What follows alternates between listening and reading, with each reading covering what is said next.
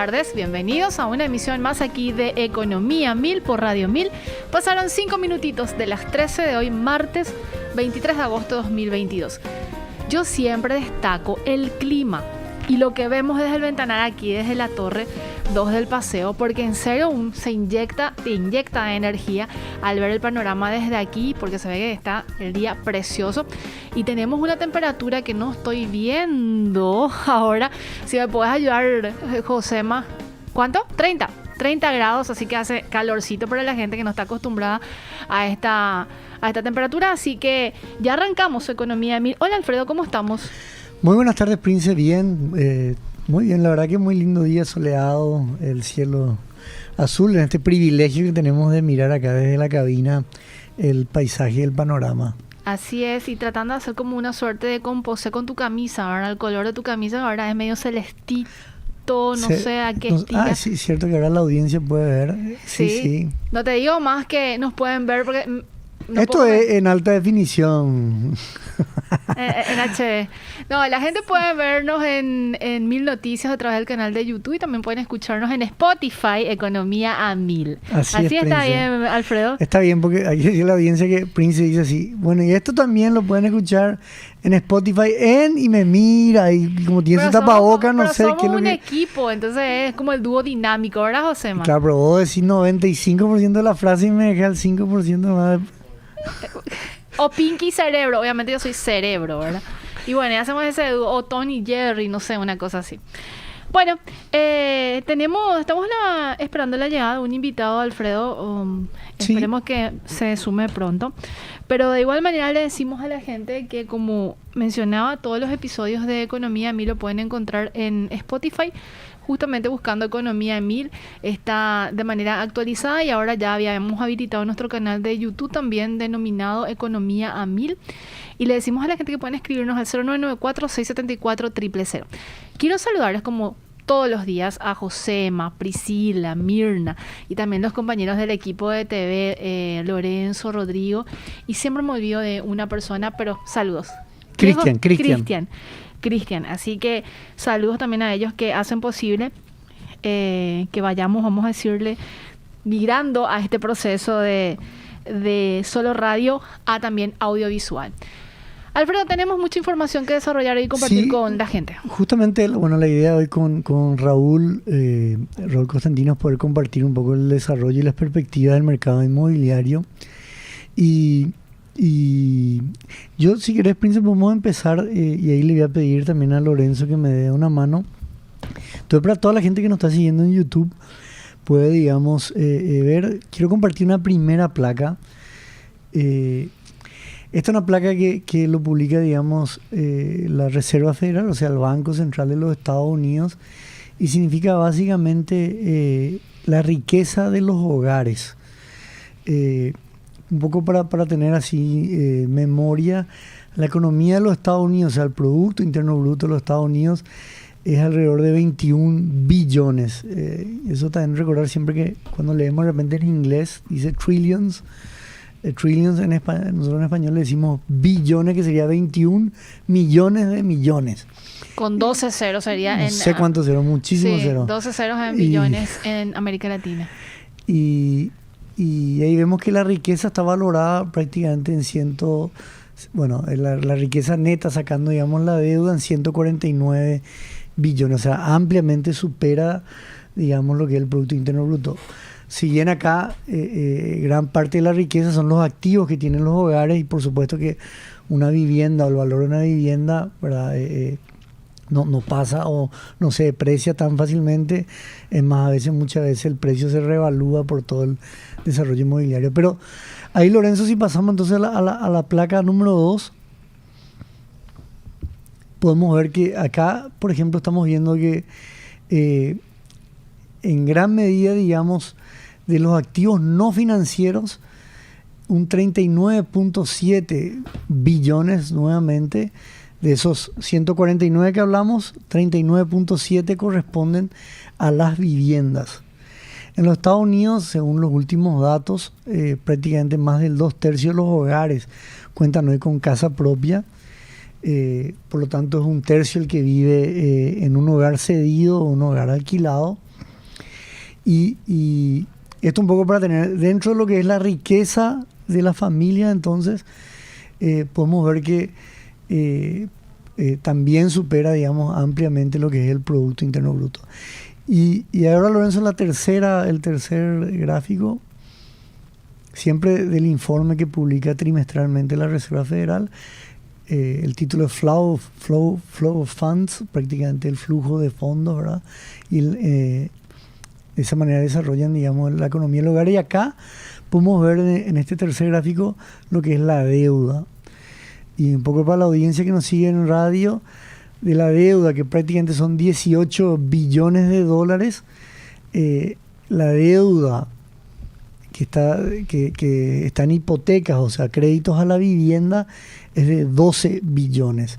Cuando el crédito al consumo es solamente 4.4 billones. O sea, a rasgos generales podemos decir que la deuda de los hogares representa un 80% más o menos del PIB de los Estados Unidos, y dentro de eso la deuda, digamos, de los hogares, los créditos hipotecarios representan un 60% y bueno, superan ampliamente lo que es el crédito a consumo. Es un poco para tener algunos datos de la economía más importante de los Estados Unidos. Ahora vamos a pasar un poco a Paraguay para comparar. Ahí sí nos acompañan. Si nos acompañan eso, exactamente, este cuarto gráfico, la placa número 4. Este es todo el sistema financiero, Alfredo. No, solamente el sistema bancario. Para tener un número, ¿verdad? ¿Qué es lo que podemos ver en este gráfico? Son 3 fechas. Sí. 10 años atrás, digamos junio del 2012, marzo del 2020, justo antes que empiece inicio de la pandemia, sí. Y junio del 2022. Porque ahí vamos a recordar a la audiencia que el informe que presenta el Banco Central, generalmente de los bancos y de la financiera, siempre a fin de mes. Es decir, a fines de agosto vamos a tener julio. Tenemos siempre un rezado ahí de tiempo, ¿verdad? Pero bueno, mirando con lo que tenemos hoy, ¿qué nos dice este gráfico? Totalmente al revés de lo que pasa en Estados Unidos. Si vemos el crédito al consumo, es muy amplio respecto a lo que es el crédito a la vivienda. Y esto para agarrar solamente el sistema bancario, el sistema, en gran medida, la parte más importante del sistema financiero. Pero igual podemos mencionar los números. Claro. En junio de 2012, la relación, vamos a decirle, vivienda-consumo, para lo que es el crédito para el consumo, llegó a cerca de los 6 billones de guaraníes, versus lo que se destinó para viviendas o el producto vivienda de 1.3 billones. Ahí vemos la relación muy grande, o la brecha muy grande. Sumados los dos, el crédito a la vivienda representa un 18%, ¿verdad? O sea, prácticamente al revés de lo que pasa en los Estados Unidos. En marzo de 2020, que sería la prepandemia, si bien se observa un aumento en lo que son los créditos al consumo y vivienda, la diferencia o la brecha sigue siendo importante, porque se destinaron aproximadamente 12 billones de guaraníes para el crédito denominado consumo, y para lo que es vivienda 3,4 billones de guaraníes. Y en junio también hay un aumento, Alfredo. Sigue habiendo un aumento en lo que es consumo y vivienda, pero el mayor destino de estos recursos sigue siendo para el consumo. Y prácticamente, si vemos en 10 años la diferencia, el consumo, por ejemplo, no solamente se duplicó, más del doble. Prácticamente llegó a 14,6 billones. La vivienda se triplicó. Pero vemos lo que es la diferencia. Gran parte de la deuda está destinada, digamos, de los hogares al consumo, y el bajo porcentaje que tienen, digamos, la familia. Y recordar ¿cuál es la diferencia entre un inmueble y un bien durable o un objeto que vos consumís? Cuando vos consumís algo, en gran medida en ese año desapareció. En cambio, un bien durable, un inmueble, tiene la característica que dura a lo largo del tiempo y conserva mayormente su valor. Y el último gráfico, entonces, Lorenzo, este es tomando, digamos, esos valores y comparando con la participación de la cartera del sistema no financiero de los bancos.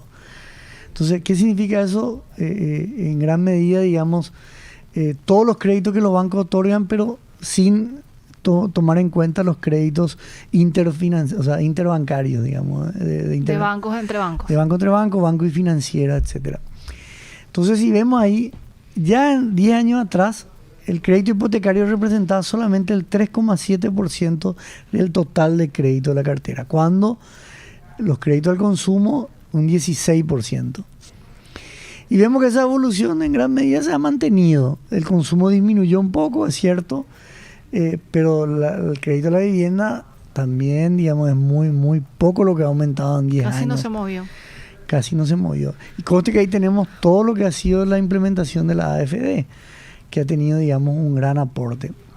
Entonces, en gran medida lo que este gráfico nos puede mostrar comparando, Prince, entre la economía más importante del mundo, una economía desarrollada como la de Estados Unidos, y nosotros vemos que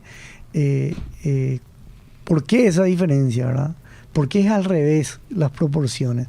¿Por qué en gran medida el pueblo americano o los hogares americanos tienen una gran deuda, digamos, en vivienda y en un desarrollo inmobiliario, y en Paraguay es tan bajo, ¿verdad? Entonces, quizás para responder un poco a esa pregunta, tenemos que ir inevitablemente un poco a la historia. Si me permitís, Prince, te voy a contar. Vamos a aprender contigo. Un poco de historia. Bueno, en los Estados Unidos, y es muy interesante porque para hacer un poco de historia, ¿verdad? Todos recordamos, bueno, en 1930 el gran quiebre, la gran depresión de las bolsas, etcétera. Pero acá el crédito hipotecario jugaba un rol muy importante. En gran medida, el crédito hipotecario estaba basado en lo que se llaman, en inglés le llaman el balloon payments, o sea, los pagos de globo sería, ¿verdad? ¿Y en qué consiste este tipo de préstamo? Y bueno, en gran medida los créditos que otorgaban los bancos en ese entonces eran máximo de 5 años de plazo. Y en 5 años de plazo, ¿vos qué hacías? Lo único que hacías era pagar tu interés, y una vez que pagabas los 5 años, al final de esos 5 años pagabas el crédito. Siempre, obviamente, el banco, si tu casa valía $10,000, el banco te prestaba 5,000, vos tenías que conseguir 5,000 por otro lado, ¿verdad? Y eso hacía, digamos, que la garantía del banco esté, entre comillas, asegurada. Entonces, 5 años era un plazo muy corto, y sobre todo ese pago de capital al final, un monto tan elevado, obviamente que por más buena intención o disciplina financiera que había, la mayoría de la familia no tenía el plazo para conseguir eso. Entonces, lo que en gran medida ellos hacían era, llegar a los 5 años, refinanciaban a una tasa más cara y iban pateando, y al final el crédito, digamos, duraba 20 años. Que es lo que tenemos, es el modelo que tenemos actualmente, ¿verdad? Salvo aquellos modelos, digamos, de garantía, digamos, que los productos que tiene la AFD, ¿verdad? Los otros más vivos, que hacían, pagaban intereses por 5 años, vivían en una casa por 5 años, y después, antes que se acerque el plazo de vencimiento, vendían la casa, porque por lo general el inmueble se revaluaba. Entonces, de esa manera se iban a otra casa y buscaban otro nuevo crédito, y etcétera. Interesante esa jugada.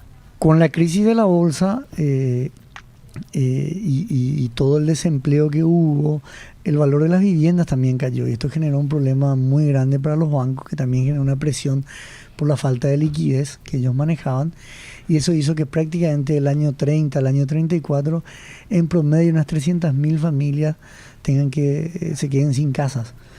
Eso hizo que Roosevelt en el año 34 tome como política pública buscar dar una respuesta importante a esto, y ahí nace, digamos, lo que es el seguro de garantía hipotecaria. ¿Y qué hace esta institución? Bueno, se forma como una banca de segundo piso, un poco muy parecido a lo que hace la AFD. Estamos hablando del año 34, nomás en Estados Unidos, y le dice a los bancos, ustedes van a prestar, yo te voy a dar la garantía, pero en 15 años. Si es menos de 15 años, yo no doy garantía. Y eso permitió dar oxígeno a los hogares, ¿verdad? Para que puedan, digamos, tener el plazo suficiente para armarse financieramente. Y ahí empieza también la segunda revolución, que exigen a los bancos, esta agencia, digamos, y el gobierno, a que el sistema de pago no sea más el balloon payments, sino que sea a través de un sistema de amortización. Y ahí es el inicio del cambio del esquema. Claro, que donde básicamente ahí migra a lo que hoy conocemos como sistema francés, más o menos los bancos, que es prácticamente vos estás pagando la misma cuota todos los meses y esa cuota, que el pago es el mismo todos los meses, obviamente va variando el interés y el pago del capital, ¿verdad? Todo ese esquema financiero que también fue complicado que los mismos bancos entiendan y después la misma gente, ¿verdad? Porque no entendía cómo. Eso permitió, digamos, que el desarrollo inmobiliario creciera en los Estados Unidos. Eso permitió que gran parte de la gente pueda, digamos, acceder a un crédito hipotecario, que pueda acceder a una vivienda, y eso generó un desarrollo inmobiliario importantísimo en los Estados Unidos, que es en ese primer gráfico que vimos hoy. Gran parte de la riqueza de los hogares americanos se basa en la vivienda que ellos tienen. Y eso trae como consecuencia a la par, bueno, a la par trae obviamente que el sector de la construcción civil es un sector sumamente importante para la economía. Cuando uno mira, por ejemplo, las variables económicas, la variable de la construcción siempre es una variable que suele anticipar los ciclos económicos. Es decir, cuando vos ves que la construcción empieza a decaer, y probablemente la actividad económica después también empieza a decaer. Muy diferente a lo que pasa en Paraguay cuando está asociada a la parte agrícola, ¿verdad? En Estados Unidos está vinculado al sector de la construcción. También, como un termómetro, como algo que te marca. Sí, sobre todo porque la construcción civil, o en este caso, bueno, Estados Unidos la construcción vial, pero hablando de la construcción civil, cuando hay crecimiento en el sector de la construcción, cuando hay bonanza, las empresas sienten que se pueden expandir, entonces invierten, porque el inmueble es una inversión. O, digamos, cuando vos sentís, digamos, que podés expandir tu casa o comprar una casa o cambiar, porque en tu expectativa, digamos, como agente económico, ves bonanza en el futuro. Mejores sueldos, crecimiento económico, mejores ventas. Entonces, y eso está muy asociado otra vez a industrias muy pesadas y muy importantes que están ligadas a la construcción, que tenés el cemento, tenés el acero, tenés toda la industria, digamos, del ladrillo, madera, plásticos, etcétera, aluminio. Entonces, son industrias que están muy ligadas al sector de la construcción y por lo tanto la variable de crecimiento del sector es muy importante porque en gran medida te llega muchas veces a anticipar, digamos, si la economía va a entrar, digamos, en un decrecimiento o va a tener incluso una recesión, ¿verdad? Entonces, yo creo que en gran medida, Prince, y un poco para ir cerrando este primer bloque, ¿verdad? Es muy importante las políticas públicas que están detrás. Y creo que si nosotros vemos la historia del país desde la llegada de la AFD, que entre paréntesis ayer recibió un préstamo muy importante del Citibank de $100 millones, que eso va a permitir apalancar otros créditos y seguir dando garantía, y entre ellos uno de los principales productos o metas que ellos tienen es la vivienda. Es un tema sumamente importante porque como cuando uno ve el funcionamiento del sistema financiero, vos ves que claramente también para los bancos un problema de calce de plazos. La mayoría de la gente, digamos, pone sus depósitos un CDA máximo a 3 años. Es poca, digamos, la gente que pone a más plazo. Y acordate, toda esa gente que deposita en cuenta corriente o caja de ahorro, eso es dinero líquido que el banco tiene que tener ciertas reservas y manejo de liquidez por si el depositante quiere, digamos, retirar su ahorro. Entonces, el riesgo, el descalce de plazo para un banco, prestarle a Prince a 30 años, 500 millones de guaraníes, donde ya me va a estar pagando 3 millones al mes, yo voy recuperando en goteo, me deja muy corto de liquidez en el calce de plazo. Por lo tanto, medidas como esta de la AFD, una banca de segundo piso, ¿qué es una banca de segundo piso? Una banca de segundo piso es básicamente un banco que permite un desarrollo de productos, ¿verdad?, financieros, pero vos no te vas directamente a la AFD a pedir un crédito hipotecario, vos te vas a cualquier institución financiera que trabaje con la AFD, y la AFD lo que le da una garantía y al mismo tiempo le da ese financiamiento a los bancos, ¿verdad? A tasas competitivas, a tasas blandas. Por lo tanto, digamos, el consumidor, el cliente, digamos, puede acceder a ese tipo de productos con tasas realmente muy competitivas. Nosotros veíamos que productos como Mi Primera Vivienda, la FD, a tasa del 9%, han sido un logro enorme, ¿verdad? Porque han permitido, digamos, que mucha gente pueda acceder, digamos, a un crédito hipotecario, a una vivienda, ¿verdad? Y ahí vemos de nuevo, todo ese desarrollo que trae aparejado para industrias, pero lo que significa también para personas, porque vos tenés un patrimonio, tenés un valor, digamos, una riqueza, un activo muy importante que incluso, digamos, te puede salvar, digamos, para grandes cosas, ¿no? El mercado inmobiliario tiene todavía mucho espacio por ser explotado, Alfredo, y me gustaría compartir estos datos del Ministerio de Urbanismo, Vivienda y Hábitat MUV, que el déficit habitacional de Paraguay, desde un aspecto cualitativo y cuantitativo, se ubica en 1 millón de viviendas. De esta cifra, 800.000 corresponden a ampliaciones y refacciones, mientras que 200.000 son nuevas viviendas requeridas. O sea, si decimos que el déficit habitacional de Paraguay es de 1 millón, tenemos un altísimo porcentaje de familias que necesitan hacer modificaciones o refacciones dentro de su hogar y muy pocas las que requieren, según estos datos oficiales, de nuevas viviendas. Cuando hablamos de esa relación cualitativo y cuantitativo. Y estos datos son de la consultora MF Economía e Inversiones, que indica en el periodo, en las últimas o en las próximas 2 décadas, más de 2.750.000 personas se sumarán a la demanda de viviendas. Y el concepto que se utiliza ya de un tiempo a esta parte es el denominado barrio autocontenido, donde las personas puedan desarrollar sus actividades a distancia de caminar. O sea, que esté todo concentrado, gran parte de los servicios que pueda tener o necesitar algún tipo, o la persona que habita en esa zona o en ese punto en específico. Y este es un dato muy interesante que también lo procesa la consultora MF Economía e Inversiones, que solamente 201.000 hogares tienen ingresos mensuales superiores a 10 millones de guaraníes, unos 290.000 generan ingresos entre 6 millones y 10 millones, y mientras que la mayor parte, es decir, 1.260.000 hogares, llega a menos de 6 millones de guaraníes al mes. Y ahí vemos el gran escollo o inconveniente con el que siempre tropieza, y que ya mencionabas, Alfredo, es el tema de la disponibilidad de dinero que una persona tiene en el momento de querer acceder a un crédito, por más que se presenten condiciones blandas en materia de tasa, de plazo e incluso de la posibilidad misma de acceder a créditos que permitan el financiamiento de viviendas.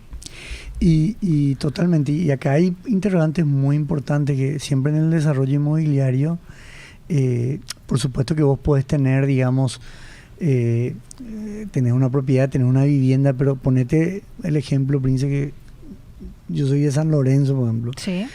Y bueno, tengo que trabajar cerca del centro. O sea, la calidad de vida realmente se ve seriamente afectada. ¿Por qué? Porque prácticamente voy a pasar 3 horas a la mañana y 3 horas a la vuelta, digamos, viajando en auto. Por supuesto que eso que te genera un incentivo muy grande, digamos, a trasladarte a una vivienda o un apartamento, digamos, en Asunción, porque el desgaste que tiene eso en tu calidad de vida, como hablábamos, hace que sea insostenible, y muchas veces no es tan fácil cambiar de trabajo nomás, digamos, como hablamos de repente, cambiar al nene de colegio. O sea, son una serie de factores, ¿verdad?, que implican.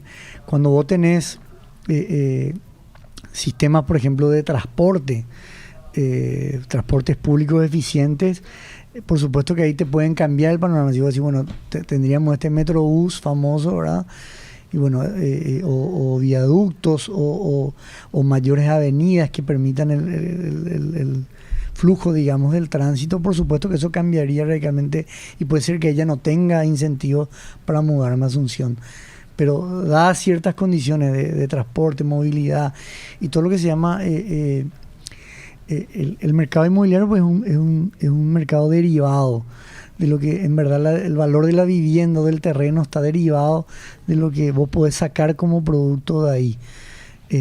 O sea, si vos tenés una vivienda en Santa Teresa, probablemente esté siendo codiciado para que sea transformado en un negocio o en un edificio de vivienda, ¿verdad?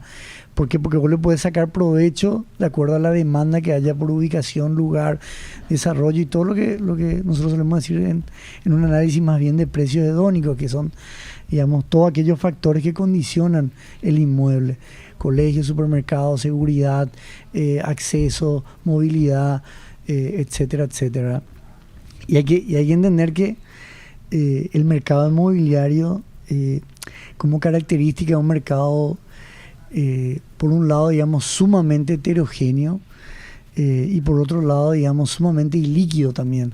En otras palabras, Alfredo, heterogéneo y líquido. Heterogéneo que justamente porque hay una gran demanda de acuerdo al uso, ¿verdad? Y esa demanda es la que va determinando el valor. Hace que desde el requerimiento de materiales para su construcción varíe. Es muy difícil ver 1000 casas iguales, salvo de repente en asentamientos o lugares, digamos, más físicos, pero ya la demanda por insumos materiales difiere en estilos, difiere en el uso de cómo uno va construyendo la casa, el uso que le quiere dar, cuántas salas, si el dormitorio está abajo, la entrada, afuera, ¿no? Etcétera, etcétera. O sea, y por otro lado, ¿viste? Todo eso difiere a través de lo que puede ser un inmueble comercial o un inmueble de oficinas. Entonces, como el mismo espacio puede tener tantos usos, garage, depósito, en gran medida, digamos, hace que el valor, digamos, de ese bien esté, por un lado, muy acotado, digamos, a la demanda que tenga y cómo sacarle el máximo provecho, el valor a ese activo, a ese inmueble, ¿verdad? Y por otro lado, ilíquido porque no es fácil, digamos, de convertirlo a dinero, ¿no? Como hablábamos, de repente, si no es simplemente vendo mi casa y me mudo a otra, porque desde una serie de, podemos decir, burocracia necesaria, incluso de registro, catastro o transferencia, escrituras, parte legal, etcétera, como también el hecho de lo que son los valores de mercado. No es tan rápido, digamos, convertirlo así en dinero como de repente puede ser un bono del tesoro o como puede ser de repente un CDA, que claro, es un activo financiero que tiene esa rapidez. Entonces, de hecho, es muy interesante y podemos traer un día cuando miramos por ejemplo, el balance justamente del sistema financiero de los bancos. Ellos han crecido enormemente en bienes adjudicados. Y bienes adjudicados son todas esas garantías y colaterales que los bancos van tomando por incumplimiento de pagos. Y el banco no en el caso que no es el negocio del banco. Claro, en el caso que tenga inmuebles o tractores, no sé, sí. El banco no se dedica, el banco se dedica al negocio financiero. Y ese inmueble, venderlo de repente no es tan rápido. Tiene comisiones, venderle a la inmobiliaria que te haga el negocio, subasta, o sea, y muchas veces los bancos pierden porque cuanto más tiempo pasa una vivienda deshabitada, por supuesto que va perdiendo valor de mercado, y muchas veces el valor nominal al cual está tasado cae porque, bueno, voy a encontrar que una vivienda que está bastante desgastada, en desuso, etcétera, ¿verdad? Entonces, de hecho, los bancos se les exige también que hagan previsiones justamente por eso, porque ese activo, digamos, una cosa es el valor nominal y otra cosa es el valor de mercado, y hay que de repente ir teniendo en cuenta eso, ¿verdad? Entonces, creo que un poco lo que nosotros siempre decimos para cerrar, Prince, es en este mercado inmobiliario, ¿verdad? Hay una gran demanda de familias de clase media, en el cual, digamos, el crédito hipotecario puede ser algo muy, muy importante, justamente porque digamos, te permite el sueño o la seguridad de lo que te brinda además un hogar, ¿verdad? Y por otro lado, de que pueda ser financieramente viable, ¿verdad? Que, como hablábamos, nosotros siempre estimamos de que prácticamente, digamos, el crédito hipotecario no debería superar, digamos, el 30%, 35% máximo de tus ingresos, ¿verdad? Entonces, de acuerdo al ingreso de ese hogar, habría que ponderar, digamos, eso.